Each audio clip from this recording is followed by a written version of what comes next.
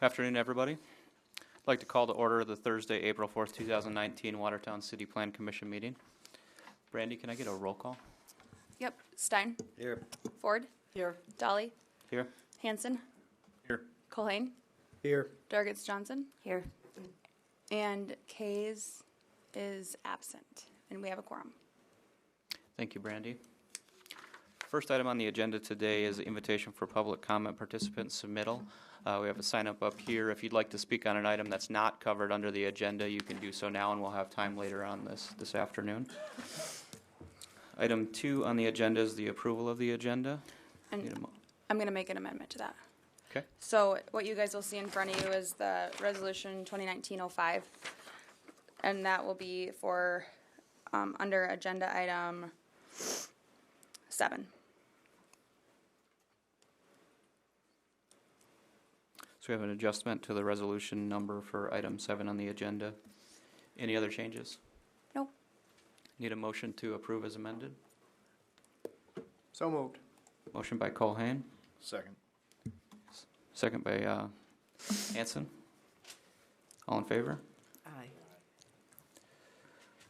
Third item on the agenda is the approval of the minutes from the March 7th, 2019 meeting. Need a motion for approval?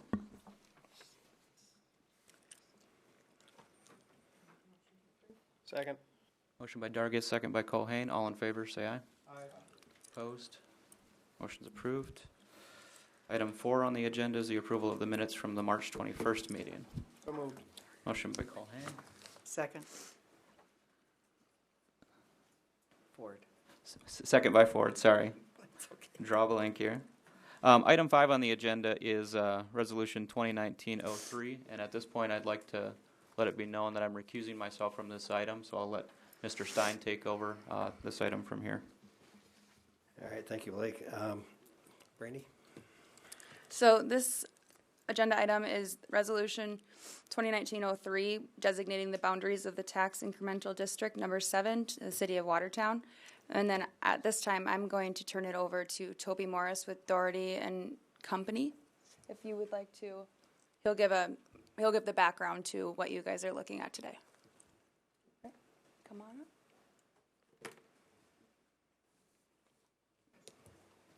They have the plan and everything in front of them. Oh, I'm sorry. If you could state your name and your position. Super.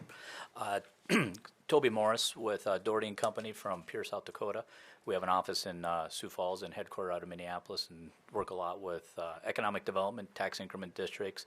I think it's been about probably 4 or 5 months since last presented to you, and we came in, did the overview, told you about the project then. So what I wanted to do is probably give you more of an in-depth overview, the process that we're involved with. I know the commission's been somewhat familiar with the TIFs, but I don't want to take anything for granted. So by all means, if I say something, you have questions, just stop me right there and we'll go through it. What tonight does is it really sets the formal boundaries related to the Terex expansion that was going in place. The biggest question that always comes from a tax increment district is where are the proceeds from the future revenues going to go? And in this case, it's related to the infrastructure costs that are all spelled out into the plan, and to help offset those public infrastructure costs associated with it. So the resolution tonight defines the boundaries. If in the plan itself, I can go through the plan, Mr. Chairman, how I maybe look a little direction from you if you want me to go through it in detail, to overview it. By all means, I don't want to take anything for granted as a... I would proceed under the premise that we do not know what you're talking about, because Okay. A couple things. Number one, admittedly, we just got the packet either this morning or this afternoon, the most recent one. Okay. And not trying to point any fingers, Nope. but saying so. At least from speaking for myself, and I think a couple of other members, we haven't had a chance to read through it. It's a lot of information on there, and I'm not so sure that we might not have a new member or two since the last time that you presented. I could be wrong there too, but I mean it's been a while. So feel free to give as much background information as you can. And if I could ask one question just for clarity, are you representing Terex in this presentation, or what is your specific role in terms of who you're representing and that type of thing? Being that tax increment districts are very specific and require an in-depth knowledge on that, what we do is we worked at a lot of times for the city, for Focus Watertown, and for Terex, because there's a process that goes through to make certain that, one, the TIF falls within the codified law, which it does. Two, to make sure that when you submit a TIF, it still has to go through Department of Revenue for their sign-off, which has been approved by their part on that. So I am paid from the TIF proceeds.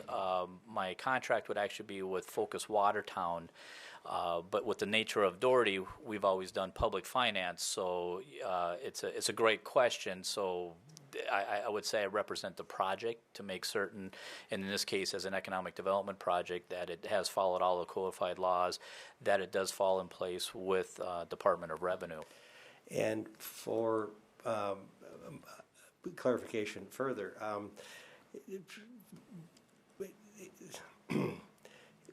this wasn't like all set in place before, the building is about done? I mean, it just seems like it's kind of late in the game to be talking about this, or is it the perfect time of the game to be talking about the tax ramifications of this? I would say what this is it's the culmination of several years of discussion to ensure that the expansion did happen here within Watertown. As you know, with economic development, it's an extremely competitive world out there, and now that everything has come to full circle, it does look like, yes, it's the chicken and the egg kind of deal. We're coming a little bit late to the table, but it's really formalizing a lot of discussions that happen to make sure that it does fit within the TIF law. We are still good on that basis, even though that the project has started. The tax base still goes back to November of 18, so we're still capturing the increment on that part. And so now this is just the formal process of taking it to the end. The discussions you refer to, is that discussions between your firm and Focus Watertown, or your firm and city officials, the mayor's office, for example? Who are these discussions that you've had with that you're referring to? I've been involved with this for about a year, and so I don't know, maybe I can turn it over to Chris if you would want to answer that with just from the city, the Focus Watertown side to everything. How we got here?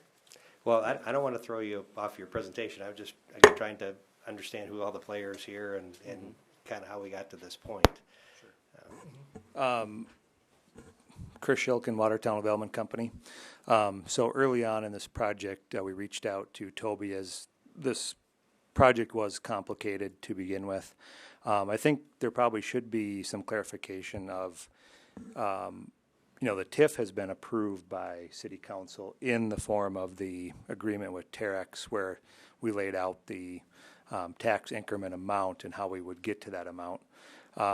So Toby is here. I mean, the agreements with us gets paid for by the TIF, but being it's a big, complicated project in dollar amount, we figured that Toby's experience would be best suited to come on board for this project. So, Chris, to clarify then, so you said that the TIF has already been approved by the City Council. The amount, so in their development, so our agreement with Terex when they signed to stay in Watertown, included all the incentives that were offered, and the TIF was offered as the incentive.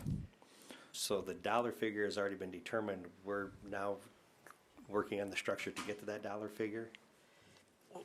What's interesting about tax increment in South Dakota is our laws are a little bit, I hate to say the word archaic, but they are, because when tax increment started in South Dakota, what we did is we went to a state called Illinois and pulled off their rules and applied it over here, which doesn't make a lot of sense, because over the course of the years to do a TIF, and if you call it the old days, we had to blight an area.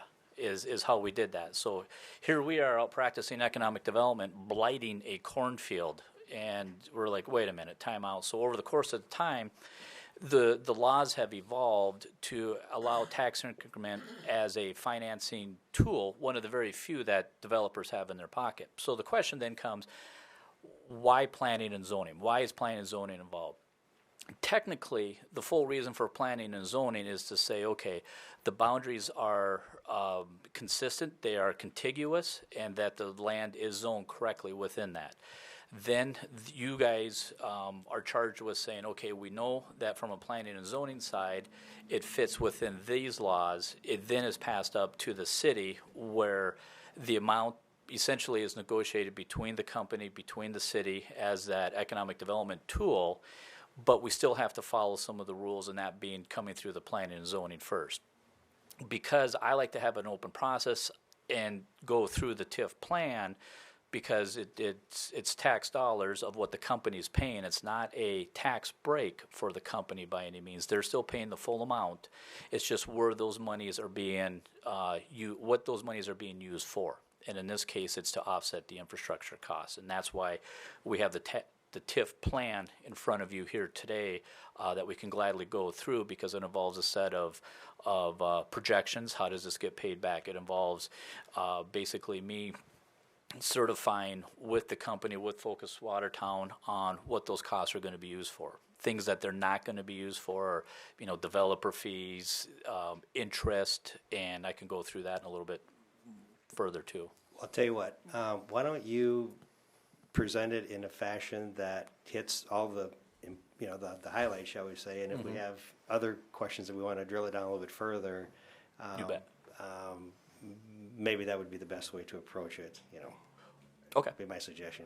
You bet. Yeah. Mark, to add to this a little bit, South Dakota codified law says that we're supposed to have a hearing in the planning commission first, and then the planning commission shall, which means we don't have to, but in order for a TIF to proceed, we shall adopt a project plan. So that's our, the end goal today is to determine whether or not we should do that, and then it gets kicked up to the council. So ultimately, that will be the vote of the councilors to vote on if we want to have a project plan move forward. The project plan, and I think the project plan, as Toby will probably tell us, is what was provided to us, right? I mean, that's Correct. Okay. You bet. How long have you been with Doherty? Because you used to work at the state, didn't you? I did. Yeah, I you and I. It took me a while to make the connection, but yeah, you and I did. You some took stuff. $1 from me because I Yeah. lost on that golf bet. I remember that. I've been broke ever since. Yeah, your hair's gotten darker, mine's gotten grayer. I don't know what the deal is with that, but Exactly. So in the project plan, we talk, as we go through, we give an introduction of what it's about, who's it for. And that's where we give an overview of the Terex company. And a lot of that really comes from their website, and we have to be very careful what we put in there as a publicly traded company. And so that's where we describe who Terex is, Terex South Dakota, the project in itself of Mallard Point. We then go into and look at definitions. Because it is a legal document, we want to make sure that we define some of these definitions that are in there, what's the infrastructure, and in particular, and I'm going to really point out, I think if we go to page 7, we have, page 7, we have the legal description of that, but page 8, one of the laws that we have to follow is to make sure that cities don't go TIF happy, and so you can never have more than 10% of your assessed valuation, a total combination of TIFs. If you look at the city of Watertown, I can see from the numbers here that there's been a lot of fiducial responsibility in terms of very careful on what TIFs would do. You're on number 7. There's certain cities in the state that are on 102. So you can see there's a very broad spectrum in how some cities have used them, which I'll explain a little bit later, because then it's going to get defined further of why we have to have Department of Revenue's, essentially their sign off on how this is going to work. So in this case here, we're looking at, you've had about, the base value of the TIFs have been about $4.6 million. We're clearly under the 10% of your $1.6 billion valuation. On page 9 is probably the most important part of the whole entire TIF plan, and that's where we look at the numbers. As TIFs have evolved, we went to the legislature and really in about 2012 to change the law to allow for that line item called discretionary costs and grants. Under the old theory, if we would have put this all under infrastructure, which this is going towards, a true public improvement involved that the city had to hold the contract, bid the contract, and then essentially be responsible for the contract. Well, the last thing that we want to do is put a city in any kind of liable form of any form or fashion. In this TIF here, it is purely a pass-through from the city's part. So if my projections are completely off and this $7 million does not get paid back over a course of time to the company, there's no liability on the city side whatsoever.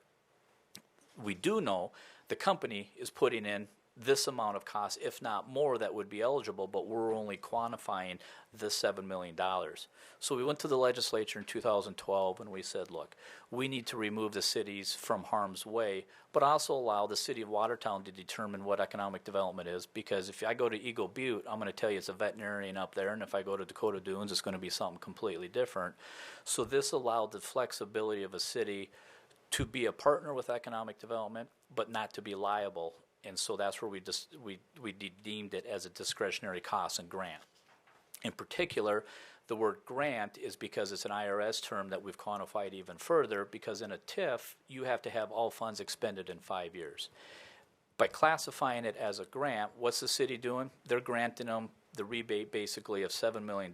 It's not a tax break to the company. They're just getting used to that $7 million to the offset of their infrastructure costs. Questions on that, because I think that's one of the most integral parts, and I don't want to skim over it, but also explain why we line item in that way and the purpose of it to reduce the liability of the city. I don't have quite a question on that, but back to the tax incremental districts. What, do you know what the other 6 are? So we have an idea of what the history is here and who has taken advantage of this or used this in the past? Oh, boy. I can look that up as well as any other city if you just give me 1 second here. I can explain it. Sarah Karen Mayer. Oh, hi, Mayor. And I won't have these in the right order. I think 3 of them were Pheasant Ridge Industrial Park, Hanton Industrial Park, Willow Creek Drive. I'm missing one. Anybody remember? Which one am I missing? So we had the 3 in Pheasant Ridge. They're industrial parks for the most part. Okay. Thank you. Yeah. Yep, the Hanton, the Mallard Point, I missed the Mallard Point. Okay. First Avenue North Extension, and the Pheasant Ridge Industrial Park. Thank you. You bet. Great question. Toby, since this 8th category was added, discretionary costs and grants, what sort of vehicles do we have in place to assure that the funds will be used as sort of sold to us? I mean, what we're talking about, right? You're talking about they're going to be used for infrastructure costs. So how do we know that's going to happen? We work quite extensively with the company and their engineer to provide the estimates. So when I look at codified law, and you can have capital costs, financing costs, property, professional administration, and so forth. What I do then is I back it up. If you go to page, where did I go?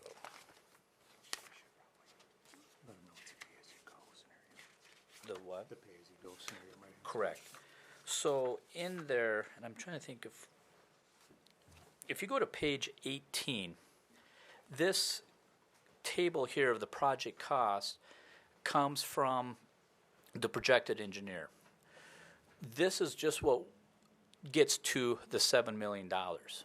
One thing you'll notice in here is there is not a financing cost. Most TIFs have a component of interest. So even if I were to assign 3% on $7 million, over 18 years, what's that going to be? Probably another $3-4 million.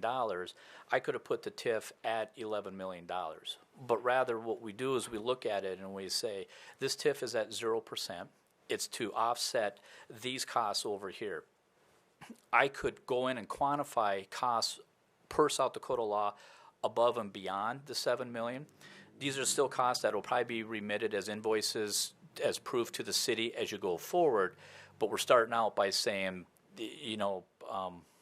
common sense is we know we're going to spend this $7 million. We could put it in a much higher, but if I put that dollar amount in here higher, it essentially sets an amount higher to be reimbursed back to the company if it makes it. But under law, again, if I bring you back to page, let's just say page 21. So I have a set of projections here in page 21 that I have to justify my costs, one, under codified law, but two, we have to provide a feasibility study. So even though I can put $11 million worth of costs in there, I'm only projecting 7.2 million of actual reimbursement. So then one would contradict the other, so that's where 7 million became the underlying, or if not the overruling number of what that actual TIF amount can be. But what stops them from saying that, oh, we're not gonna use it for trash cans in our parking lot, we're gonna reissue it as dividends to shareholders? The expense that they make will be determined by the building that goes up. If they don't have these underlying things per the engineer, the site work, the electrical, the water, the sewer, then they're not gonna have a building. And then if they don't have that building, they'll never get that reimbursement. So the dollars, amounts that come into the city acts purely as a conduit. For every dollar in, they'll reimburse $1 out. The TIF will expire at the end of the 7 million, or at the end of 20 years, whichever one comes first. So if they do absolutely nothing out there, they'll never have an increment. So in one way, it's a little bit self-policing by mathematics. But they've already done a bunch of stuff out there. So there's likely November, whatever it is, 1st or 30th, I can't remember, there'll be an increment, right? We'll go back and it'll be from November of 18 is when that base value has been Correct, set. but November 2019, there'll be an increment. There'll be a partial increment of 19, probably the full increment will come in 20, payable 21. And so that's the unique thing about a TIF is when you start it, it's like burning a candle from both ends because it cannot exceed 20 years from the year of creation. If it never reaches that 7 million, though, that's not the city's problem. I guess I'm still confused as to how do we guarantee that the 7 million reimbursement, and I do have a further question as to how it's doled out. Is it doled out as identified on page 21 per annum? Is it $180,000 and then 370 thereafter? On the projected revenue that would come in would be the amount that would then go back to the company to reimburse for that $7 million that does come in. On a per annum basis? On a per annum. And if my projections are off and it's only 200, or if it's 400, 100% goes back. So it's $1 for dollar with no interest.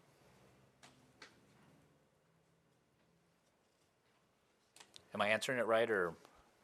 Well, I guess I'm still, One thing, I would just point out one item, if I could, over here. Liam, on page 18, the TIF eligible costs gives you an indicator of the cost that they're going to be expending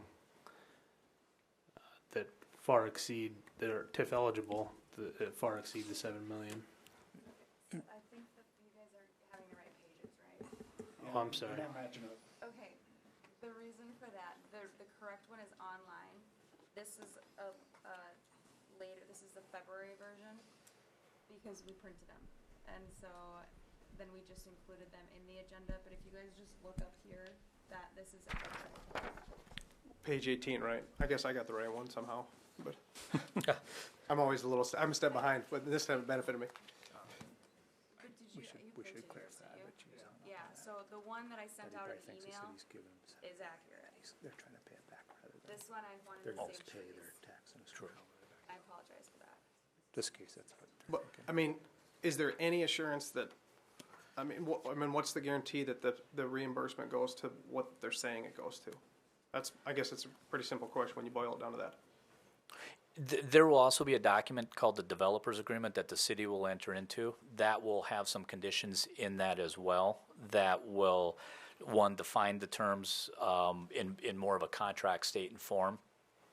Two, Chris made a good point. I'm thinking if we're maybe a little confused, the city's not giving them 7 million. They're allowing them to use up to 7 million. So there's never cash expended from the city side. Does that make sense? It's a pay-as-you-go as we refer it. So the city is allowing the company to receive this back because when the company makes the payment, they make it to the county. The county then transfers the increment above the base to the city. To the Department of Revenue then, right? And then No, the city? No, to the city, because Okay. sales tax goes to revenue, property tax goes to the city. So then, once the city receives that money, they then reimburse it back per this amount. So it's never an actual cash expenditure on the city, but rather it's a conduit as it flows through. So as they incur costs, they can, are you saying, is that what you mean? As they incur costs, they get the benefit of the TIF? As they incur costs, every cost incurred, it comes out of the pocket of the company, never out of the pocket of the city. But it's reimbursed by the city then, right? As that passed through, yes, per Reimbursed by their tax. reimbursed by the tax. But it first has to be incurred by the company. Correct. And then that's where the city or Focus Watertown will look at, the estimates that are in here, what was the final product that comes out. Ultimately, the city still remains in the driver's seat, because when that money comes to them, and if it's not per the developer agreement, then the city can withhold that money, they can negotiate, they can figure out. We'll have a stipulation in there that says if Terex leaves, how do we want to explain that, Matt? If Terex leaves, the city retains the right to this TIF, so that we're always keeping Focus Watertown in a offensive position to either recruit another company or to keep them here. One other thing I would just say on that is, the evidence that they've expended the TIF eligible expenditures is, visual. You can see that they've done what they've projected that they're intending to do. But absolutely, yeah, I get that. But I mean, we're sliding it into the most open category, right? I mean, you said that it's number 8, section 8 is payments and grants made at the discretion of the governing body, which are found to be necessary or convenient to the creation of the tax incremental districts, the implementation of project plans, or to stimulate and develop the general economic welfare and prosperity of the state. Correct. I mean, that's about as general as it gets, isn't it? It is. But it still could get further defined into the agreement. It's sort of interesting, because we have to meet the codified law and revenue with the TIF plan, but then we really get into the contract agreement with the developer's agreement. That's the contract then that the city acts more as the police enforcement with. Do these project plans ever contain conditions that the development agreement will contain X or Y or Z? Generally not. It's an overview of the plan, of establishing the amount that's in there. Because if I wanted to come back and amend this project plan, it'd be very difficult to amend that $7 million, because then I'd have to recertify the base. So that's where it's locked in with Department of Revenue.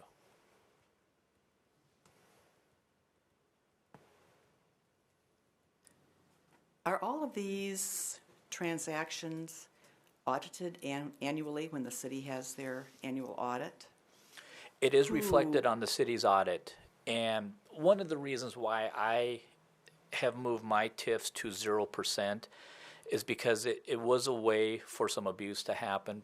What percent? So if I'm borrowing at 4%, but I have a TIF at 7%, then I get a funny word called arbitrage that enters into the deal. I've seen TIFs that never been able to, make any principal payments, all been on accrued interest.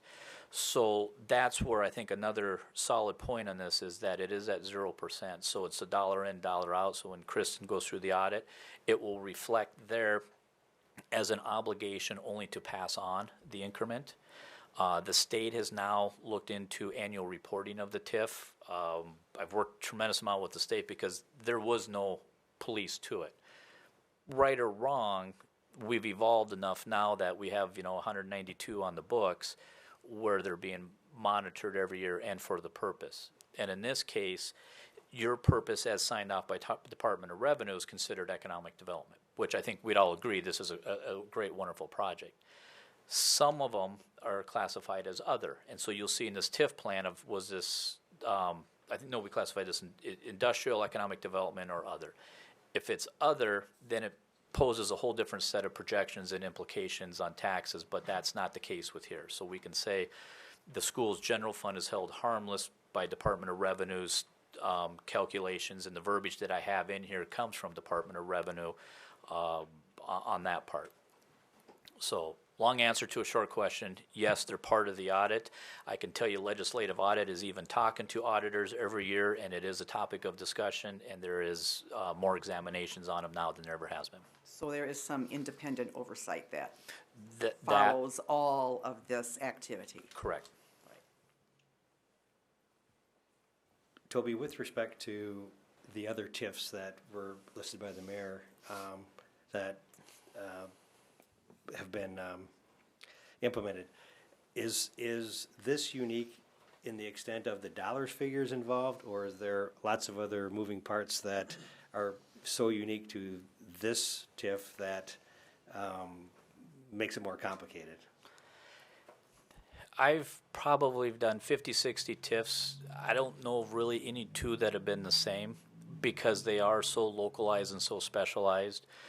This is different than Egg Repair. I was just down there this week for the one there. And they need to be unique and need to be specialized because it's your definition of economic development of what it takes to get that company to expand here in town because you're competing against 49 other states. So that's where the state has allowed it to be flexible.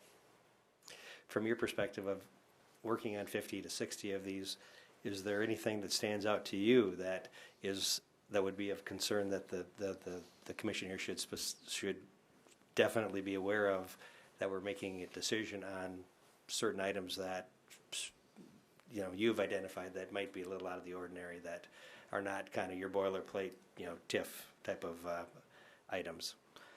The only concern I would have with this, which would put on the back of the company, and I've expressed to them, and it's not so much of a city issue or planning and zoning, is what does that building come in and assess that? How do you assess 500,000 square feet? It's a very, very unique building that, to my best of abilities, working with assessors, trying to find comparables around the state, talking to the Department of Revenue, is that building going to be assessed at 10, 15, 20, 30 million?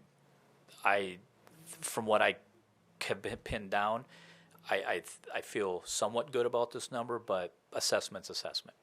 Now, let's say the building comes in assessed at 10 million, and it only pays 100,000 in taxes as a reimbursement. We've designed this so the city's never liable. And that's always been my number one goal with any TIF that I work on, is never to put the city in harm's way. What is the county's position? What's been your involvement with the assessor and the commission? The county is aware of it, and I think it poses a good question for them that's requiring some more research and methodology to that. And my guess is they'll probably maybe reach out to an independent assessor just so that it does come within an agreeable number that can be backed with facts. Where did that $22 million number come from? That 22 really came from a combination looking at what other buildings are within the state. Looked up to Aberdeen with the wind blade manufacturer there. We don't have a lot of comparables. That's really what the best estimate at that time came at.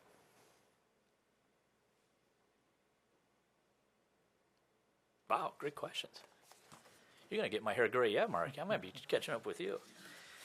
So, as we move on and through this, I'm trying to think here would be a best spot. We look at page 15. This really shows the list of estimated non-eligible project costs.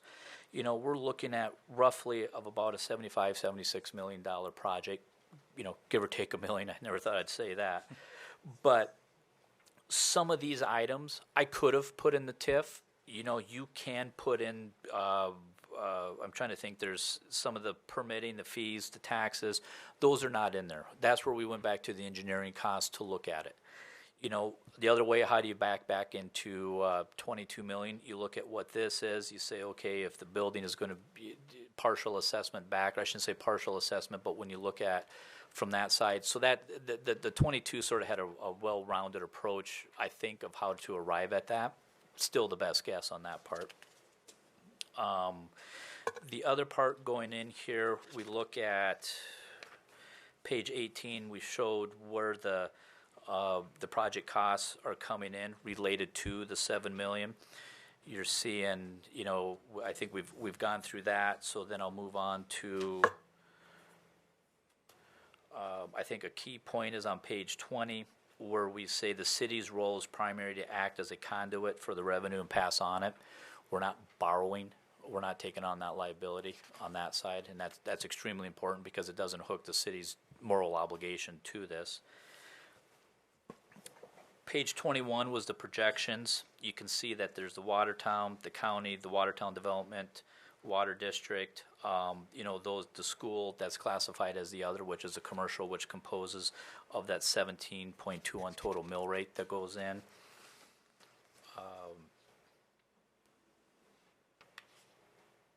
We're showing on page 22 that the project is to be completed by the end of 2020. So then I would say 2021 would be the full assessment, depending on when it is. 2022 might be the full revenue, could be as early as 21. It just all depends if we have another great winter like we did this year.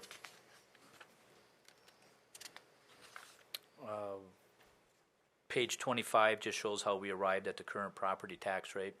As you know, mill levies fluctuate every year. If that mill levy goes up, they pay more. If that mill levy goes down, they pay less. At the end of the day, the city never pays anything more than that $7 million with no interest associated with it. The description of the property we just attached there in terms of the legal description, so we have it there. We show the map on page 27 of what it looks like, and then outlined a little bit more on page 28. And then this is off your zoning map as well, just to say that it does fit within the zoning requirements.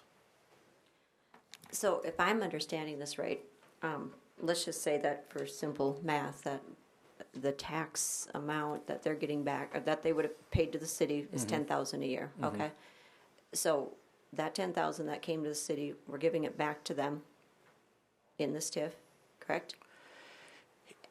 You have to look at a TIF as a but for. Would you have got that extra $10,000 but for the TIF? And so in this case, I think the answer is there was a very strong chance that they could have gone elsewhere, and so that TIF was the incentive to keep them here in town. So to answer your question, the money that was paid in to the city, what will happen is, say they paid $10,000. There's $9,500 of increment. The city keeps that $500 of what's considered the base. The $9,500 is the increment, and then that's passed on to the company to offset that $7 million liability. Because the base is about like 490-some thousand. Correct. Now. Yep. The base is about 490,000. Yeah, but I'm just keeping it simple numbers. I mean, so that's the assess. So the city would get 500 and they give back 9,500 back. I mean, Correct. in my simple. Yep. Okay.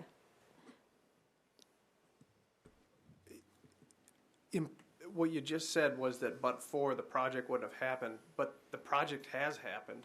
I mean, how frequent is it that we do these TIFs, or that we do them around the state when the project's already done or half done or a third done? I mean, it seems like kind of an odd way to do this.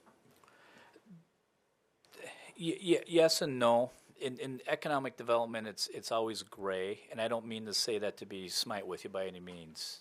This was a project that had happened for discussion for several years, where we're now coming back, formalizing the agreement the city councilor and Focus Watertown had made to establish the boundaries here at planning and zoning. Then the developer agreement and the final TIF plan gets established with the city. Well, why wasn't the TIF in place before we broke ground?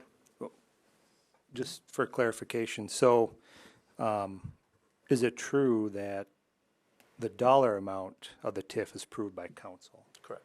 Correct. So like when we went through the agreement to recruit them, we said, okay, we'll provide a TIF up to $7 million. So I guess in one way, the TIF was established as a dollar amount back during the agreement, but the boundary and all the engineer costs that went into it, that's where we're going back to 18 when they started. And then we've got McGuff details and kind of to reference what Matt said. I mean, you've got some visual and you've got some paid receipts that then justify. So I guess to be clear, it's not like they said, hey, we're going to build this. And then a year and a half later said, hey, we need $7 million TIF. I mean, the TIF was in like one of the very first documents that was propose to them to stay in Watertown. We had to quantify the expenses too. It's one thing to come in and say, hey, we're going to do 80 million and we want 7 million. Like, okay, show us the 7 million. And so we spent several months going back and forth with the engineers, with the company to get to this point, because ultimately it has to pass codified law, but has to pass a smell test. And that's where we wanted it to quantify on that 7 million. Of the 120 some that are, or did you say 50 some that are in the state now? 100. How Oh, many there's of them about have been conceived post construction? The ones I work on, they can be about half and half. Yeah, just to clarify, so sometimes, like if you go Pheasant Ridge TIF, let's say, for infrastructure that's put in, there wasn't any project specific out there more than likely.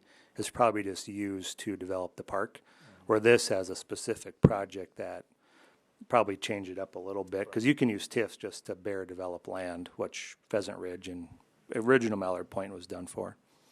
And again, how frequently are TIFs used for a single project, single beneficiary? Quite a bit. It just varies in the community. These aren't gotcha questions. I just generally want No, to know. great question. No, that's, because it seems, and I apologize for taking quite a bit of time tonight. It just seems like a very important topic and one of the most important ones I've seen come by in the last 2 years. So I just want to make sure we do it right too. Very great questions, because this really is the most powerful economic development tool we have, but when you deal with tax dollars, it has to be very open book, so I appreciate the questions. So you said this is to formalize an agreement that has essentially already been made. Is that, the did boundaries. I understand? What does that mean, boundaries? Define that then. The boundaries would be defined Like as, this is 21, a good example, or Yeah. page 29. is that right there, That red line. that red line. So to formalize that agreement, that's what this is all about. Correct. I guess I would say that, like we talked about almost at the beginning of this discussion, that the timing is a little odd, at least with respect to what we normally deal with, which is on the front end, and then, the plan part in planning commission, we make a plan and then, vote on it. This is a little unusual for us in terms of kind of feeling like we're coming in on, partway on it. So Was there any, back 4 or 5 months ago, was there any action taken, or was that just discussion only back then? Does anybody remember? I don't know for sure. I believe it was just a presentation by Toby. About and what would be coming, like, I don't at some recall point? any specific references Okay. to Terex. Maybe it was hinted, maybe. I think it was, you just gave a presentation on TIFs, and that was it. I think. Correct me if I'm wrong. Yeah, I think there was some mention of this, and it's not meant to be a surprise, but I can understand where you're at. And the last thing is meant to be, and I hate to say the word rubber stamp, it's not that case, even though it may give that appearance, but at the same time, it's trying to bring together a very complex transaction on a formal basis to get it certified with the state. right, and I guess I would say, again, I'm just trying to maybe explain from my constituents here the reason it's just a little hard to get our head around is because again, it's just where we're coming into, what the appearance of where we're coming into the project seems like it's a little odd for us. However, that being said, I would say that the way I would look at it, or I am looking at it, is that if we went back in the time machine and did this 6 months ago, a year ago, would does the plan make sense? And it seems like it does to me. So. And it looks like, clearly you've done a lot of homework on it. You have a lot of experience in these types of things. And for, your position, I'm sure it's in your best interest to make sure that, cities end up, getting covered and promoting economic development so that there's no hidden agenda, I believe, on your part in terms of what's in these, 25 pages of documents, Exactly. So a strange question. So let's just say we have another industry that wants to use the TIF. And I assume that's what your program is all about. Is there any, or any negative to doing that? We're giving a lot of tax base back in order to attract. You know what I'm trying to say? Is there any negative to that? So the next business that wants to come, well, Tarek's got this, so we should get a TIF also. I mean, is that all positive, or is there any negative to that? For example, like if you look at Pheasant Ridge, so rather than adding all those costs onto a per acre cost, we're able to offer those at a reduced rate, incentivized rate to get people to build out there. And there will be another one coming with our new industrial park, another TIF proposal to develop that. That's going to recruit industry. So going back, I think the one-off is probably a little different, but most of the time, a lot of people benefit from, I mean, this whole interstate office edition is a TIF. So if somebody builds up here, they would benefit from the old TIF because of the infrastructure is there, and the cost is not reflected in that lot for the sales price. And I think Toby said earlier that the TIF is like 10% of the tax base, but by doing projects like this, doesn't that increase your tax base, so you're 10%? Over time when they come off, yeah. TIFs are very wonderful, but yes, you're right. They have to be very careful, and each one requires a lot of scrutiny to it.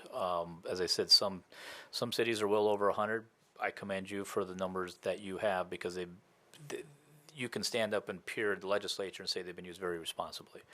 I can tell you, your TIFs that you have created probably had a base value of less than $1 million, and through the time, let's take TIF 1. You had a base value, meaning nothing was there, of $78,000. As of today, the current increment is $18 million. So, but for that TIF, if you wouldn't have put that infrastructure in, which is our biggest impediment to development, would that $18 million have come on board? Would those jobs have come with it? It's a sort of a philosophical, but I think some of the numbers help justify the but-for side. We're betting that a $7 million subsidy pays off in 20 years, right? I mean, that's the effect of it. If not sooner, it will not exceed 20. It won't That's exceed 20, it won't exceed 7 mil. I would look Yeah. at it as a Terex bet, not a city bet, though, because if they're short, they don't realize their whole $7 million, or if they get overtaxed, if the assessment comes in higher, they're going to pay that $7 million off sooner, and then hit the tax roll sooner than 20 years. So it's really Right. Plus, there's a lot more tax revenue Oh, yeah. implications and economic development Right. growth beyond the $7 million. for that exactly. matter. But I'll go back just to really quick. So TIFs are offered in a lot of incentive packages. As we don't have a lot of tools in South Dakota. So, for example, let's just say this is hypothetical. Oklahoma says, here's $7 million cash, come on down, and then we'll still do tax incentives on top of that. I mean, we're kind of hamstrung on, we'll offer you a tax incentive, but you got to pay for it, and then we'll just turn around and give it to you back. I mean, that's kind I of, think the reason we don't have a lot to offer is because we don't have many impediments to begin with. but though, at the right? I same mean, time as our tax climate, yeah, we're not going to tax you over here, turn around, ball it up, and then send it back over. So are most TIFs 20 years out? That's the maximum. Generally, my projections are very conservative, that they'll pay off between 15 to 17. But they can't go more than 20. I mean, my track record for doing this for the last 15 years is, I would say about 70% of them have paid off well in advance.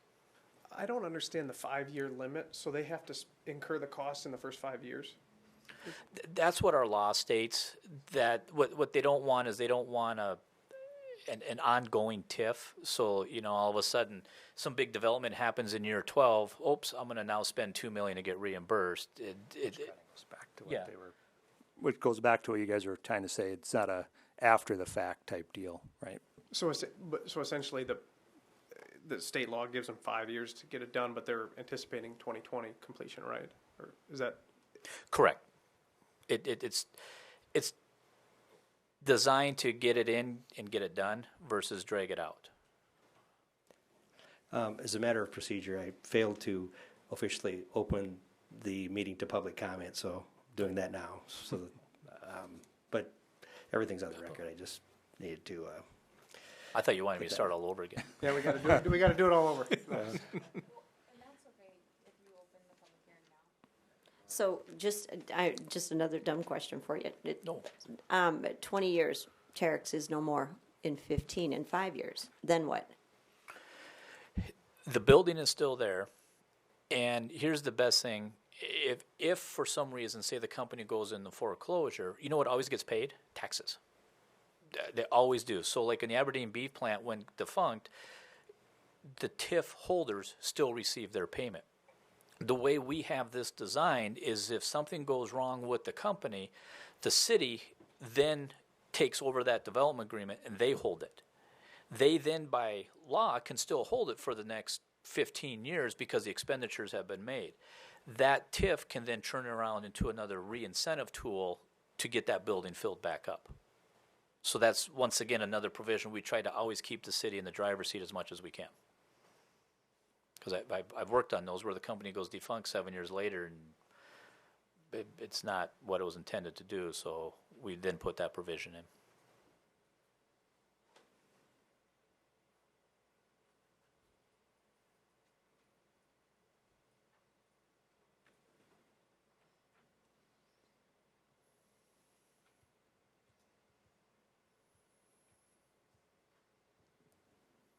The TIF itself impacts not just the municipal taxes, but it also impacts the school district, right? And the county, correct? So our decision and then the city council's decision, we're making it for the county too, right? The TIF impacts the tax base. You still have to look at it as would it impact if this was not here, and that's the but for. So in one way, it's foregoing of when they will receive that. This would not be something they would receive if Terex went to Iowa. So that's the but-for test. So it's not that you're taken away from the county or you're taken away from the school. The schools. And I get that, but conceptually, it's hard for me to wrap my brain around when it's physically, like when I drive by it, it's there. Because but-for is gone. Now, this is not necessarily, and this is interesting with property tax. I know Rick and I were discussing this earlier. The state holds the school's general fund harmless. So what they do is the amounts that are in a TIF statewide are actually equalized. So I in Pierre am paying probably, and I figured out it's like a tenth of a percent because it's equalized statewide on how the state general fund for the school works.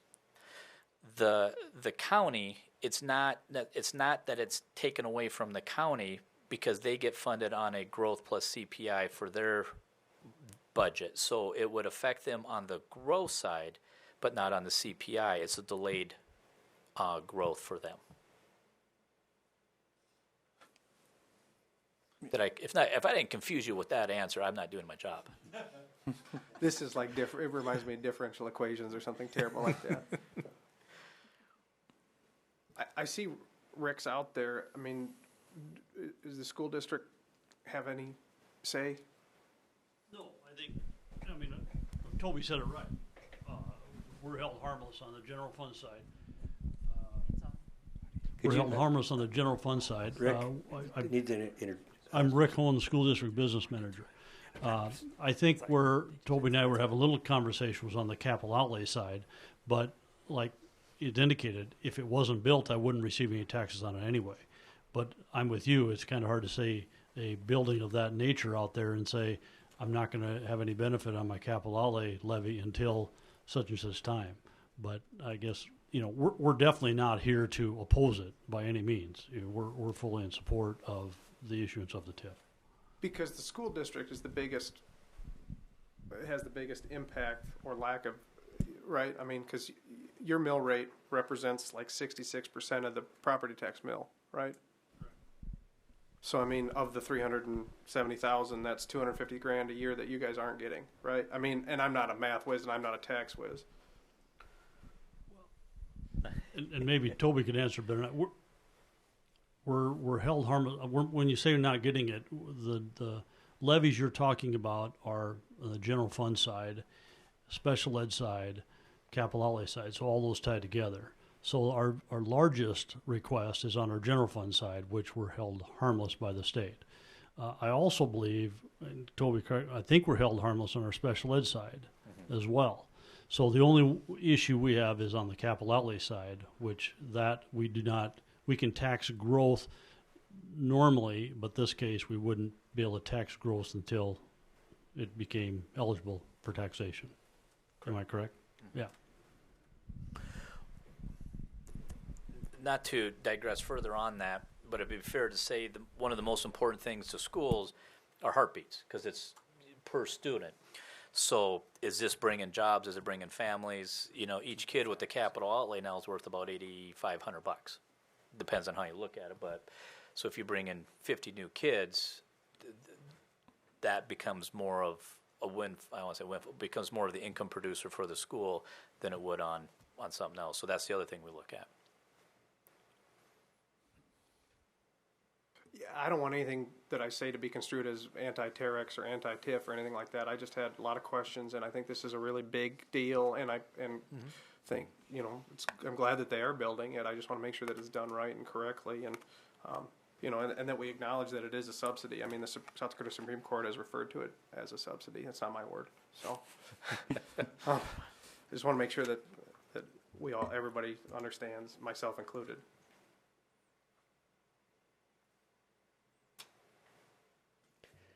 Any other questions for Toby? Toby, do you have anything else to add? I think we're good on my end, but gladly stay here till whenever. Chris, do you got anything? No, do not. Is there anybody else here to speak on behalf or against this item?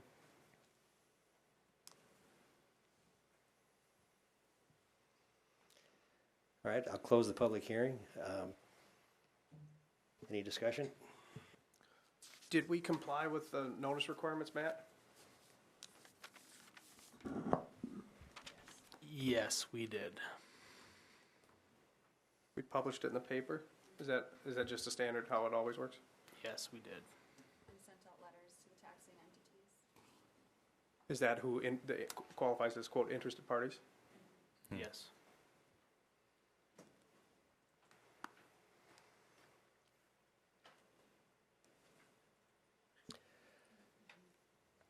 Any other discussion?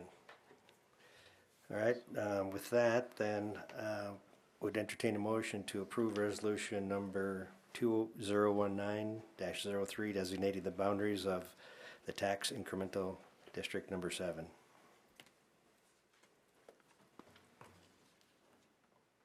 I'll make that motion. Motion by Colhane. Second?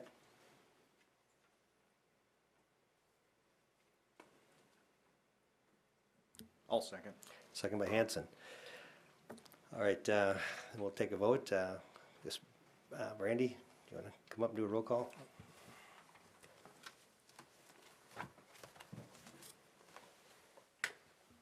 Thank you. After the motion, you could further discuss if you so choose, of course. And again, I just want to reiterate that I don't want my vast and probing questioning to indicate that I'm opposed to this. I fully plan to vote for this and urge my fellow council or commissioners to do so. Stein, Yes. Ford, Yes. Hanson, Yes. Culhane, Yes. Dargis Johnson. Yes. Motion passed. Thank you. Turn it back over to Mr. Valley. Thank you, Mr. Stein. Item 6 on the agenda is resolution number 2019-07, amending sections 21 regarding recreational use. So this is a discussion that we had at the previous Plan Commission meeting about the recreational uses and how we have that in our ordinance. And so the direction going forward was to include the recreational use definition as a permitted use in the C2 and C3 zones. C2 is local commercial and C3 is highway commercial. So that's basically saying that we could see any type of wellness facility going in those types of districts, those zoning districts. Thank you, Brandy. I'd like to open the public hearing on this item here. If anybody's here to speak on behalf or against, please approach the microphone and state your name. Brandy, we talked about the definition of recreational use. Was the definition of that changed as part of this? So this one, it wasn't. So what we're going to do, though, is we're working with looking at the ICC and making sure that our definitions are consistent. So we're going to look at it between public and private facilities, and then go through all of the zoning districts as well as residential, because that was a hot topic on the last one. Yep. And then so we'll change definitions and then change where they're allowed in our zoning district completely. The reason why we're going forward with this is just so that it's allowable. I mean, we have Planet Fitness is in a C3 zone. This isn't driven by Planet Fitness by any means, but it's just one of those things that if we think it's allowable, and that's the definition that we have currently, that we'll move forward with it that way and then come back in a timely fashion and fix everything. And based on our previous discussions and our the recommendation from the board on bringing this action forward to us, being as these kind of recreational commercial type uses are pretty typical of a district like these. Yes. Yep. I have thought about that and looked into it a little bit since our last meeting, and I wonder if we really want it to be a permitted use or if we want it to be a conditional use that would come before this board. And that's primarily because of the C2 and C3 three areas at the lake. Stony Point, the Prop, Lunkers, and Compesca Lodge. They're zoned C2 and C3. And I think if this type of facility was going to be proposed to go in out there, that it might be something we want to talk about rather than just saying it's a permitted use. That's a good point, and that's part of the discussion that we're having here today and the previous discussion that we had. From my standpoint on it, when I'm looking at the other permitted uses in these zones, I'm looking at these recreational type facilities as being similar in nature to other retail establishments, motor vehicle sales, clinics, restaurants, farm machinery, truck sales. Having a gym type facility is not that much different than many of the other commercial activities that we've got going on as permitted uses, from my perspective. I agree with that, and I wonder if those are appropriate for the C2 and C3 zoning at the lake. And I think that's a whole separate issue. I look at the conditional uses on the C2 and C3, not the permitted, and think that this recreational use could fit in there just as easily and give us a little more control over what is kind of a gray area as far as C2 and C3 at the lake. And I guess I just personally would feel more comfortable if it were conditional rather than permitted because of those lake properties. Brandy, can you pull up the definition that we have currently for recreational use? Yes. Well, and I see your point, Diana. If those places are 24/7 in a lot of cases, I guess, it would maybe not be suitable around the lake, but. Well, I guess I just would like to be able to think that we might want to have a look at individual situations rather than just saying it's permitted.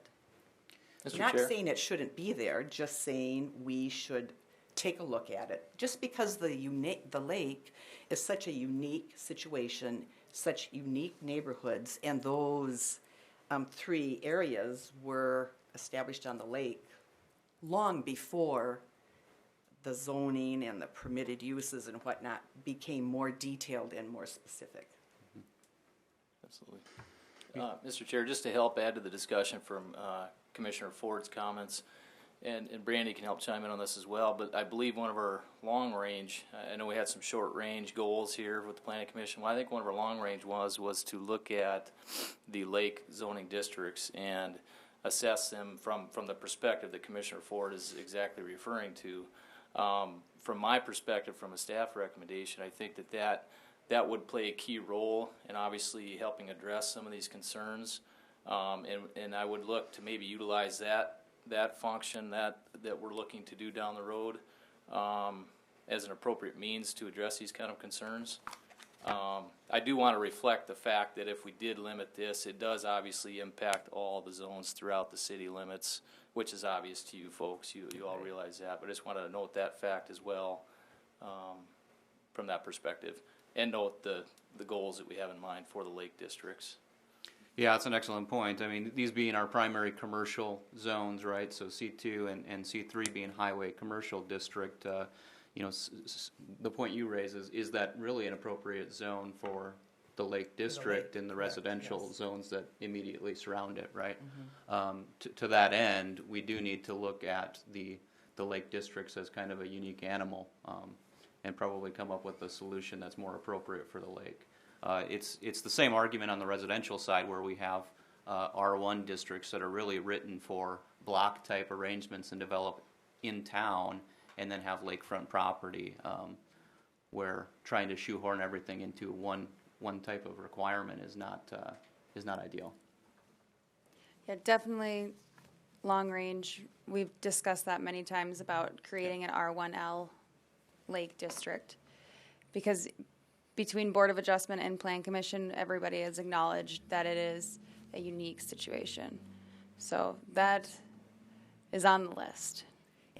And that's just what I was thinking of, to kind of bridge between what we have now and what our goals are in the future to accommodate that. Perhaps it would be better as conditional as opposed to permitted, as a bridge between now and the future. I see your point there, yeah. I prefer it as written in the interim before we get a lake district. I mean, I don't necessarily disagree, but I think that the other commercial areas of town, that would necessitate us to do a lot more work, and channeling my inner Todd K's, the whole purpose is to sort of streamline this process. And additionally, if you look at the definition of recreational use, which Brandy has graciously put up, it says a place designed and equipped for the conduct of sports, leisure time activities, and other customary and usual recreational activities, including active and sedentary activities. That sounds exactly like what we'd want at the lake. So I don't foresee much of an issue with it. Right, and beings that, like Chairman Dolly's point too, is that it is pretty similar to what is allowed there as permitted uses currently.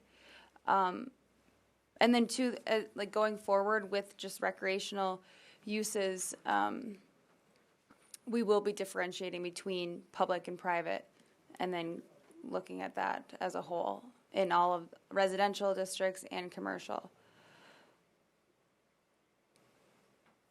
So presently, recreational use is not only not permitted, it's not conditional?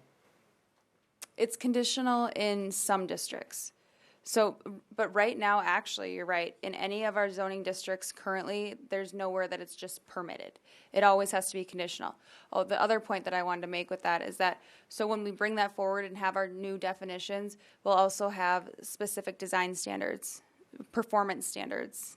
And so then if it is permitted, it has to meet those certain requirements, if it's a residential zone or a commercial. So that's where we want to try to get this, where the Plan Commission is comfortable with what those performance standards are, and if they're meeting all of them. And that's with like a lot of the discussions that we've had on different zoning issues, is that if we can get to that point, then it doesn't have to come to you guys for a hearing as often. Right, I think we're all in favor of that idea, but it seems like it'd be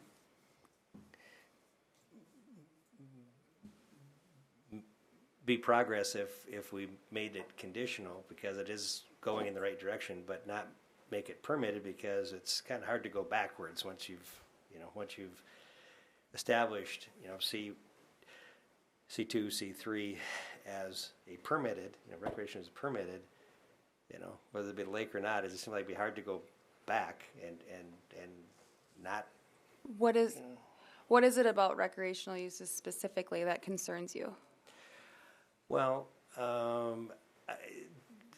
it seems like the definition of recreational use seems to, kind of morph to fit whatever the application is kind of at times. And I don't have a specific objection. I mean, it's not like I'm anti-fitness centers or anything of that nature. Because, I mean, really, so right now we kind of pigeonhole where recreational facilities can go, but wouldn't you find commercial zones to be the appropriate place? Really? Yes, yeah, but I'm saying I think the exception here is what Diana's talking about with the lake. I mean, since that is a special entity or a unique entity that we're considering setting up whole different kind of zoning for. It's that special. Right, and I should have clarified that. I mean, I was speaking with respect to the direction that we have talked about going with the lake, with regard to the unique circumstances out there, everything from R1 to all the other things that we've talked about at the Board of Adjustments and other places. That was my only thinking. Well, you'd be better off to isolate it within this thing instead of penalizing everybody within this district. Planet Fitness right now, I perceived it to be a retail service establishment. That's why I went there. It's like a bowling alley. That's a recreational area. But if we don't allow those things to go within there, you're going to throw another 6, 8, 10, 12 weeks in their time of trying to get in and set up and do business in Watertown. And that's a deference. If we don't have any problem with them being there otherwise, I mean, I'd rather see you put recreational use except at the lake must be a conditional use. Fine, that's no problem if that's our item of consideration. But I hate to see us penalize the whole district because of one issue. Well, that's why we're discussing, Ken. We're not trying to penalize. We specifically said the lake. So perhaps there's. I think that would be. I think to be progressive in the interim time, though, because we don't. Right now, at some point, the lake was zoned with the same zoning districts that we have in town. And so right now, the R1L district does not exist. So we need to move forward like it is currently. And then we'll get there eventually.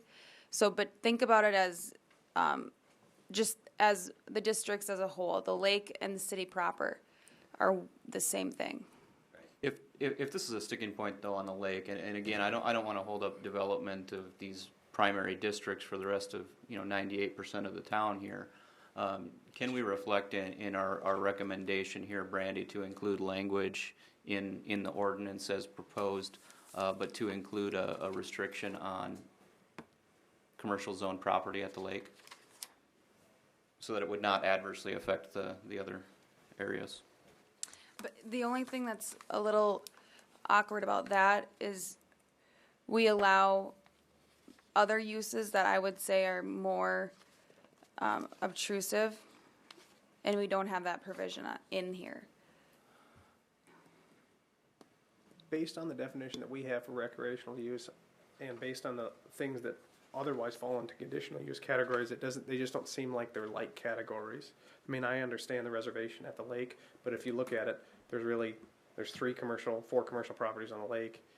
There's no real risk of any of those developing into real recreational issues with 1 or 2 exceptions. And I mean, I don't know. But if it's permitted, we have nothing to say about it. It will happen, and I guess just from my life experience, never say never, and always expect the unexpected. Mr. Chairman? Because that's what happens. Yes, sir. If I may, to address your question a moment ago, I would almost, and I know Matt's not in here at the time, but almost defer to him from a legal perspective. I'm not certain that we can exempt certain zones from this use if it's under that listed approved uses. Certain segments of that zone, I should say. I was just curious from a matter of procedure and whatnot. I don't advocate doing that because I agree with Liam that personally I have no problem with recreational use, and it seems like it would. It certainly applies to commercial zones in general, but I don't see an issue with the lake zones either, given that we have sports and leisure time activities taking place out there, recreational activities. Wouldn't you rather have a gym than a restaurant and bar? Because any of those types of uses that are permitted are allowed there currently. Another point too. I mean, this is what we discussed the last meeting, and that was the the direction that we landed on, is that we were okay with it being in the C2 and the C3 zones.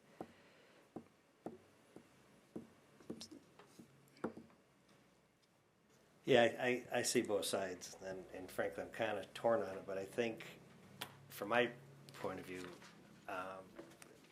I think Ken makes a really good point in terms of expediting the building process, the construction process, the approval process for businesses that want to locate in these zones for the limited impact it would have on the lake. And again, I'm concerned about that, don't get me wrong, but I think on the balance, it probably makes sense to permit it, to change it to. We've had permit- several permit use. meetings, I think, about what the city and boards look toward as to the future development at the lake. There were meetings out at the event center, and, you know, we put little dots up on. Was Yeah, there, that's the Lake Compisca Master Plan. right, and so was a recreation, a gym, a Planet Fitness ever something that was even envisioned out there? I can't remember. I was at several of those meetings. Not specifically, Okay. but I think that we're getting like too focused on the lake. I think we have to think about it as a whole, because otherwise we should put a moratorium on our zoning ordinance until we have an R1L district. Well, that's why I talked about a bridge, Brandy, so that wouldn't happen. A bridge between what we have now and what we hope to achieve in the future to protect certainly 3 or 4 small properties and their neighbors and the adjacent properties and the compatibility of those properties with a potential Planet Fitness, while not putting a moratorium on something, a baby step, still allowing it as long as the board approved it, as all of these, the car wash, the service station, the bar tavern, that it would fall into that kind of a category. Yeah, and that is completely at the board's discretion. So however you guys wish to move forward, that's why we bring it to you. Mr. Chair, I did confirm with Matt, in the splitting of that permitted use out with exception to a certain component of that district wouldn't be advisable from a legal perspective there. I don't know if you want to chime in on that, Matt, as well, but I do appreciate, this is a very good discussion. Again, Commissioner Ford brings up some very good talking points in relation to this use. And just in my experience in other communities, this particular use has become issue, being adjacent to certain other businesses and functions within that same zoning district. So I don't discredit Commissioner Ford's comments at all, and Brandy and I as staff will definitely move forward in the manner that the commission decides as a whole here. So it's a very good discussion to have. Thank you for the clarification.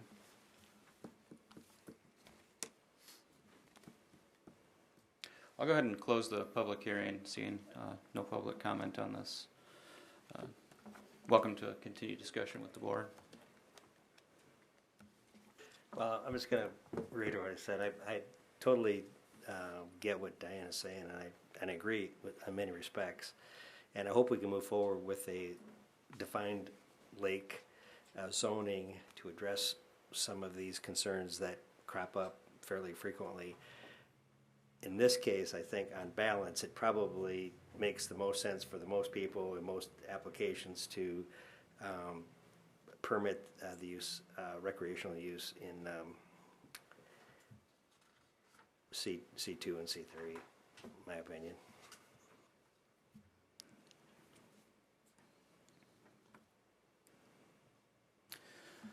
The way I'm looking at it too is really to weigh it against the other permitted uses in the district, and in the case of the recreational use type facilities, I just don't see the same kind of risks associated to some of the other conditional uses that would force us or to necessitate us to take an additional look at it.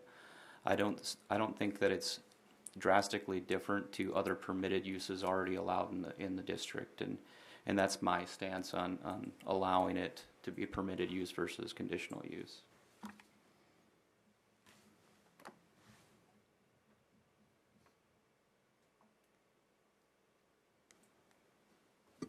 The 4 places that we're talking at the lake, is it crazy to, and this is probably a question for you, Brandy, I mean, is it too much, is it a lot of work to come up with a lake commercial for those 4? Those 4 spots would be spot zoned that, and we work on getting, I mean, like you said, we almost put the halt on anything being built until we have time to come up with what would be acceptable out there. And I think that we definitely want to wait until our Lake Compesca master plan is completed, because they are addressing zoning. And so then we'll know how to move forward with the lake.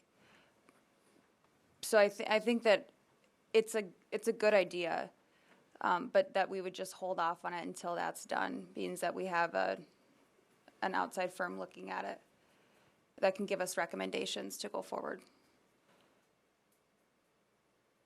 And when do you expect that to be completed? Does anyone know the date? Yeah, I would say within the next 6 months.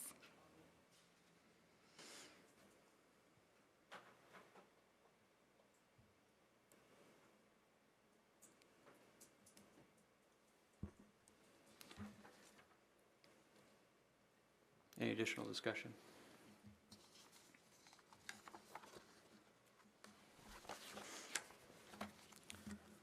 I'll look for a motion from the board. I'll make a motion to approve resolution number 2019-7. A motion to approve as presented by Cohen, I'll second. second by Hanson. Let me take a roll call vote. Brandy? Stein, Yes. Ford, No. Dolly, Yes. Hanson, Yes. Cohen, Yes. Jargett Johnson.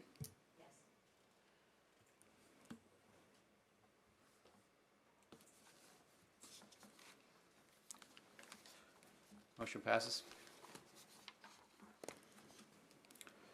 Thank you, Brandy.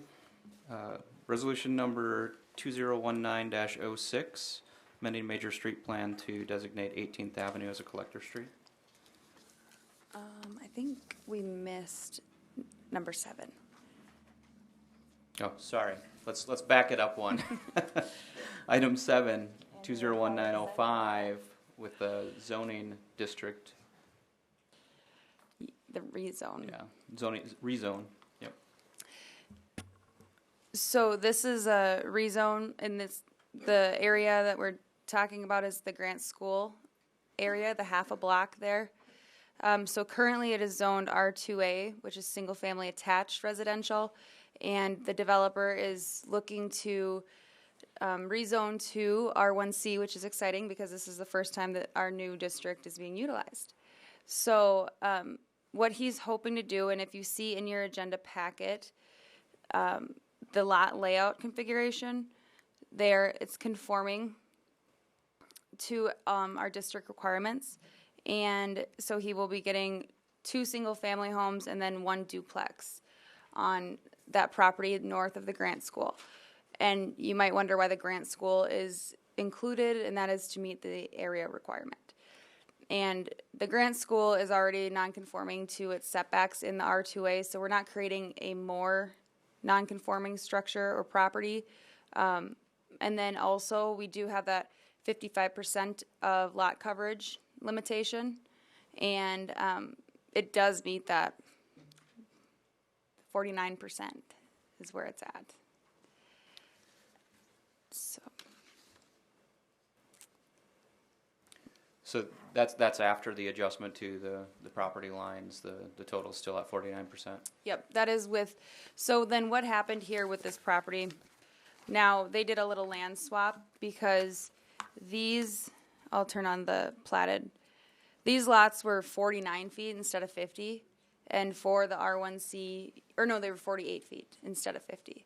So since he's going to be replatting, and that is something also that we're requiring that needs to happen, because otherwise we would be creating a nonconformity on this north lot because it doesn't meet the frontage requirement.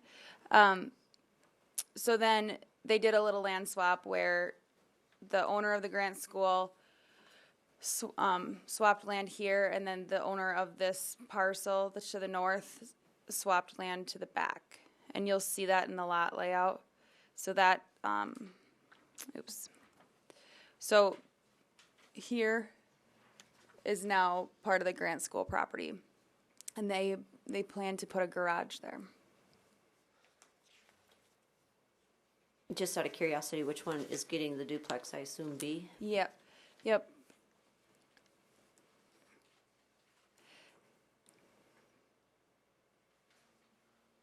Mr. Chairman, also to note, Brandy, correct me if I'm wrong, this will be processed as an administrative plat upon the approval of the rezone.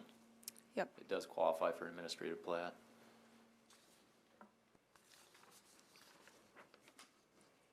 That's conditional upon approval by city council. Yep. And I believe, Brandy, you corrected the documents to state that explicitly. Yeah. Yep, and that is, thanks for reminding me there. That is what I made the amendment to the agenda. You'll notice on the one that was included in your packet, we wanted to make sure it was specific to state that the corresponding plat shall be submitted to staff to be recorded upon effective date of council resolution approving said rezone. So we will be expecting that after it's approved within the 25-day waiting period.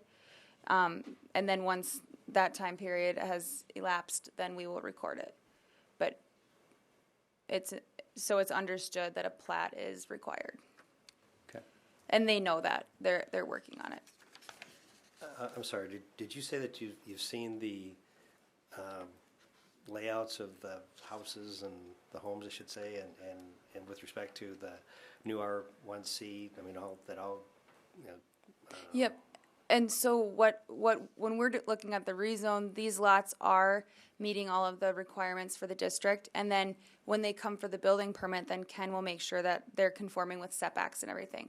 And they have done different layouts, and they are able to make that.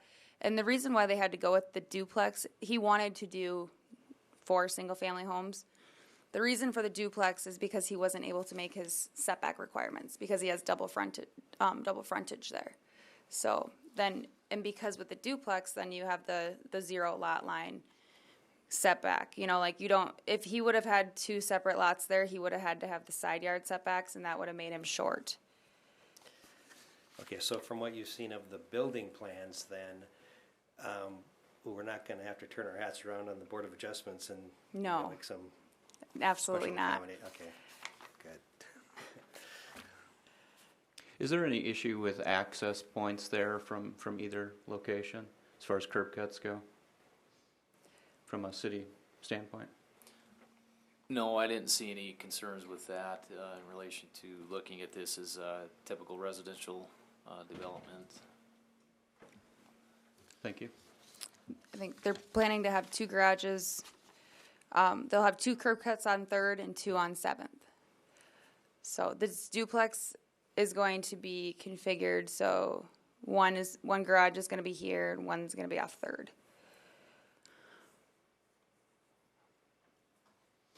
And between, so lot A there and then the existing Grant building, how far off of that property line is the Grant building going to sit? So what's the setback there? I believe it's 12 feet. So here, and GIS isn't completely the most accurate either, but it looks like it's 19 feet right now, and they swapped 8 feet. Okay. So 11. So that conforms with setback requirements as well? Yep, the setback requirement is 6 and 9 in the R1C, so it meets the 9 at least. I would go ahead and open the public hearing. If anybody's here to speak on behalf or against, please come forward and state your name.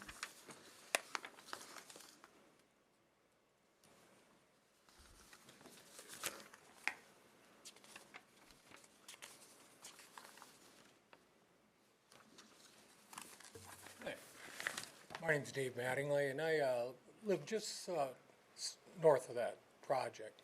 My question, I thought, with the builder would be here, I'd like to just, I would ask him about the elevations. I mean, I think a lot of you are familiar with the height of that lot.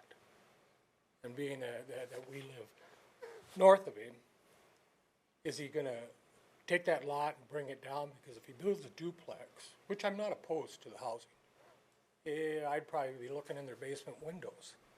I mean, the lot's that high, but he didn't show up, and maybe I'm at the wrong meeting. Well, it's not a requirement for the rezone. It's just looking at the land as a whole. When he applies for his building permit, that's when he'll do the grading permit, but unfortunately, that's not a public meeting. Oh, or okay. Hearing. Okay. I was just thought that maybe he'd be able to show me if it's a split level or what he's actually building. And I'm sure that he would be more than willing to sit down with you too, and I can try to coordinate that. That would work. You know, like I said, I'm not opposed to the project. I just thought, I've lived there quite a few years, and you look out at our side windows, and it's like, that lot's high. You know, That is a good question, though. it's, it'd be almost like living in a basement apartment and looking out Yeah. because of the height. It is a difference. pretty good hill. You know, so I'm a neighbor to the north as well, you know, so I'm kind of excited to see the lot develop into something. Yeah, on It's Third been Street, sitting it's empty beautiful. for so long. It's the 7th Avenue house that's, Yeah, that's an awful high lot. yeah. But, yeah, So I will get what's your number? 868-9042. Okay, so I will try to coordinate that, and I'm sure. I mean, Let's it's take like it. it's not stopping. I was just gonna be Yeah. aware of it. Yeah, and he is planning for that. But it's always nice to get your perspective as a Yeah. neighbor that's lived Because there. I don't know what the drop is, but the driveway would have to be an ice skating rink in the wintertime to get out. I haven't seen anything yet, Dave. So I haven't seen anything yet, Dave. Okay. Well, thank you. It'll be an engineering challenge for sure. Yeah. Okay. Thank you. Thank you.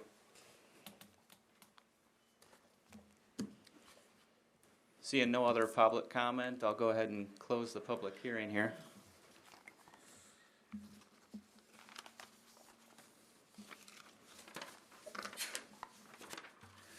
Look for motion from the board. I would make a motion to approve. A motion by Dargitz, second by Stein. Any additional discussion? I think this is an interesting opportunity for us to try out this zoning district. Like I said, I'm a neighbor to the north as well, and this lot is sat undeveloped and underdeveloped for quite some time. I think it'll do a lot for the neighborhood to get some new homes in there and help improve things a little bit. It'll be interesting to see what they put up there, but I'm excited to see the project move forward. Yeah. Yeah, it's exciting to see it being utilized. Any additional comments? Have a vote. Stein, Yes. Ford, Yes. Dolly, Yes. Hanson, Yes. Culhane, Yes. Dargitz Johnson. Yes. Motion passes. Now we can go on to item 8. How about that? Resolution 2019-06 for the major street plan. Okay, so this request is to amend the major street plan to include 18th Avenue North as a collector, which it currently is functioning as. And here, I'll pull this up on here so you all can see it. It is the collector through the Northridge development. And so what our major street plan showed is that it would be, the collector would be to the north, and that was just because they were going by quarter section, where obviously there's physical constraints of why this area would not have a collector, and that it was more appropriate that it was 18th. So 18th will eventually, although this is an unfortunate situation, it'll get over to 2nd and then connect all the way over to 19th. And so this isn't changing anything. The street configuration, everything will remain the same. It's literally just changing a line on the major street plan. And it is an appropriate change to be made.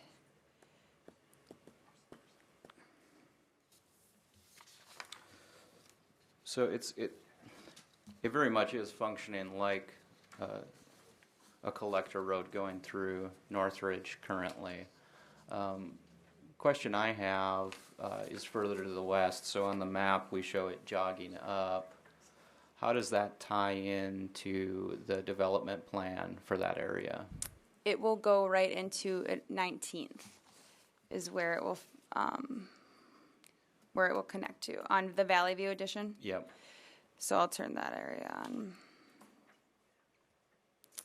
So that street right there, but it will have a veer because we can't go straight across because there was a house built where there was an easement for a right of way. And we don't have any development plan for that area at this time currently approved? No.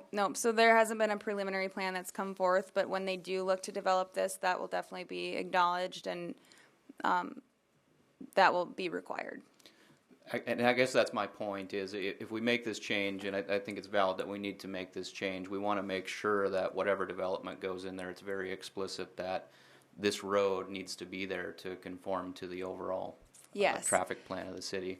And that's why it's important to make this change too, because we do, every time there's a new development, we do refer to the major street plan. So then we'll make sure that it has to be included. I'm going to open the public hearing if anybody's here to speak on behalf or against. You waited so diligently, Andy. You're not going to come up and talk? If you have any question, I'll be happy to answer. Any questions? So I don't have any. Yeah, so this came to this point, to making a change.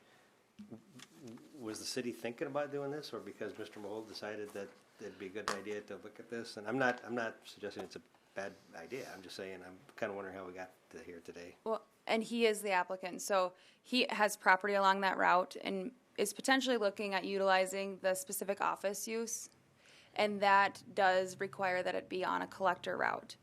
And when we looked at it, we were surprised that it was not designated as that. So we then, as per the process, then he applied for the amendment to the major Okay, now we street got plan. him. Now we got him to come up and say something. And it may be a situation where... If you could, just quick for the My name record. is Andy Mahold. I'm the Thank you. applicant on this, and it just happened to be through our discussions on that lot that this came up. And looking at that road, it looked to meet all the criteria. It just hadn't been labeled as such. And it's possible if this goes through, and probable in the spirit of full disclosure, that I'll be back in a month asking you to turn your hat around on a office use for that lot. Brandy or Heath, will all areas of the current 18th Avenue comply to the requirements for the minor collector? Yeah, that's a great question, Mr. Chairman. In review of this functional classification for this roadway, we don't see any concerns or nonconformities that would come to light in relation to the existing infrastructure or the existing street intersections that are out there, and it would meet all the criteria that are generally described for this functional classification. Then, of course, subsequent development adjacent to this stretch of roadway, we would ensure that the roadways continue to be built out to meet these same criteria as well. Thank you. Is that where that intersection with 81, is that like where the USDA or Yeah, whatever office is? And then the Decker Hearing Clinic is on the north side of that road.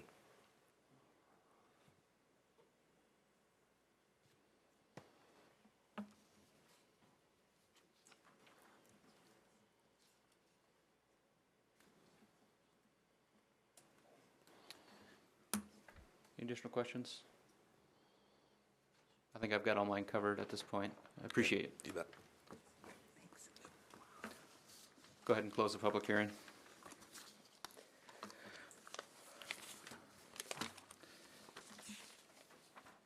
I think this is one we've been talking about for a while on needing to kind of fix the major street plan in this area since 18th has functioned as that collector route, and we know that we're going to have limitations to the north there. So I think it's natural that we make the adjustment. And it seems like we got a use case now for doing it. We have a motion by the board. Make a motion to approve the resolution. A motion by Colhane, second by Hanson. Any additional discussion? I'll take a vote, please. Stein, Yes. Ford, Yes. Dolly, Yes. Hanson, Yes. Culhane, Yes. Dargits Johnson. Absolutely. Yes. Motion passes. Thank you. Item 9 is open public comment period. We didn't have anybody sign up for that, so we'll go on to new business. I have none. No new business. Any old business? Nope. Executive session? Nope. I'll take a motion to adjourn. I'll make that motion. Motion by Stein, Second. second by Ford. All in favor? Aye. Thank you. Thank you, everyone.